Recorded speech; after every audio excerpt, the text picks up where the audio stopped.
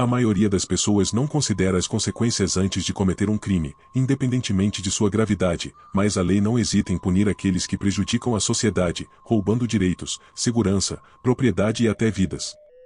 É curioso que mesmo as pessoas que já estiveram na prisão não pensem duas vezes antes de violar a lei novamente.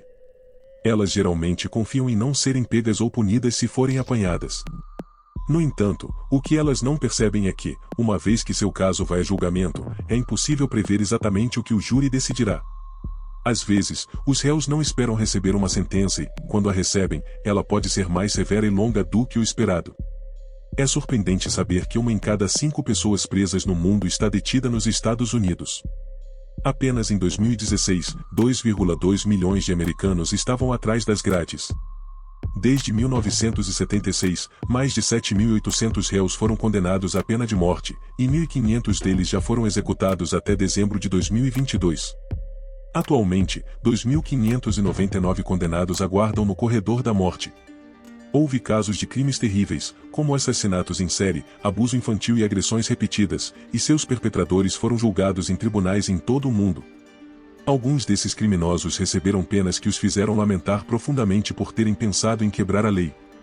Hoje, vamos mostrar como alguns desses condenados reagiram após ouvirem suas sentenças.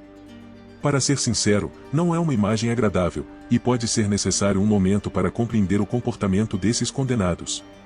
Dante Uri, da reação dele é uma das mais perturbadoras entre os condenados. Dante Uri tinha apenas 17 anos quando brutalmente assassinou um adolescente chamado Jordan Clay, em Ann Arbor. Jordan tinha 18 anos na época e frequentava a Pioneer High School. Em vez de estar na escola, ele foi encontrado morto a tiros em outubro de 2016, perto de sua casa, nos Pine Lake Village Apartments. Jordan era um estudante do último ano do ensino médio e um bom aluno que adorava jogar futebol. Dante Uri foi acusado de ser o assassino e estava prestes a enfrentar um julgamento quando admitiu o crime. Segundo ele e 2 amigos estavam tentando roubar Jordan, e Dante admitiu ter atirado na cabeça de Jordan quando foi questionado pela promotoria se ele sabia que havia matado Jordan com aquele tiro. Ele respondeu afirmativamente. No entanto, é assustador ver alguém comemorar no tribunal depois de ter cometido um crime tão brutal. Em nenhum momento durante os procedimentos ele demonstrou sequer um pequeno sinal de remorso. Pelo contrário, ele compareceu a todas as audiências com um sorriso no rosto, como se estivesse se divertindo com o sofrimento da família de Clay. Quando a família de Jordan leu seu emocionante depoimento de vítima, o comportamento de Dante foi pura maldade. Ele sentou lá sorrindo e até mesmo riu em alguns momentos. O juiz também ficou chocado com seu comportamento e questionou os promotores sobre se eles consideravam que a sentença acordada era muito branda, já que o comportamento de Dante justificaria um julgamento direto e uma condenação à prisão perpétua. Em julho de 2017, Dante foi condenado a 25 a 52 anos de prisão. Jordan Fuss, e dirigir sob a influência de álcool é um dos crimes mais imorais e potencialmente perigosos que alguém pode cometer, e nunca é uma boa ideia, mesmo em situações de emergência. A história de Jordan Fuss, um jovem de 22 anos de idade, ilustra isso claramente. Ele estava dirigindo embriagado e causou um terrível acidente de trânsito. Fuss tinha bebido rum e decidiu pegar o volante de seu Infiniti G35 de 2004, com um passageiro a bordo. Aparentemente, o passageiro foi quem lhe forneceu a bebida, mas relatórios posteriores revelaram que maconha também estava presente em seu sistema. Pouco antes da meia-noite, em uma noite de outono em 2014, Fuss estava dirigindo a uma velocidade superior a 90 milhas por hora quando colidiu com outro veículo no cruzamento de Davey e Sterling Roads.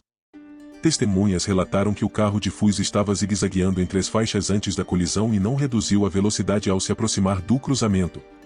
O impacto súbito e violento esmagou a traseira do outro carro, quase o dividindo em 2. No veículo atingido estavam Nancy Severeda, sua filha de 14 anos e seu filho de 6 anos.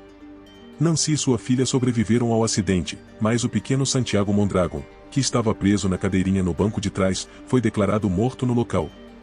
Fuss foi acusado de direção imprudente, homicídio culposo por veículo e homicídio culposo por dirigir sob a influência de álcool, uma vez que seu nível de álcool no sangue estava 3 vezes acima do limite legal. Durante os procedimentos judiciais em 2017, ele parecia visivelmente assustado, tremia incontrolavelmente e parecia prestes a chorar a qualquer momento. Seu advogado tentou protegê-lo da prisão, enfatizando seu profundo remorso, mas o juiz o condenou a 14 anos de prisão. Fu chorou durante todo o julgamento, pedindo desculpas e expressando o desejo de que tivesse sido ele a morrer no acidente. No entanto, nenhum remorso pode trazer de volta o filho perdido de Nancy Severeda e sua família. Cameron era o motorista de 18 anos responsável pelo acidente fatal que tirou a vida de uma mãe e sua filha na Bayshore Boulevard em 2018. Segundo relatos, ele estava competindo com seu amigo Barono, que dirigia um Nissan Altima em 23 de maio de 2018. Cameron estava ao volante de um Ford Mustang preto que havia recebido como presente de formatura do ensino médio. Jessica Reisinger Rabina, originalmente de Ohio, estava visitando parentes em Tampa. A inocente Jessica havia saído para uma caminhada matinal com sua filha de 21 meses, Lilia, em seu carrinho de bebê. Ao atravessar a estrada perto da Knights Avenue, ambas foram atingidas pelo Mustang e morreram instantaneamente. Ambos os jovens se declararam culpados por homicídio culposo com veículo. Aaron optou por deixar um juiz determinar sua sentença e expressou muito remorso por suas ações.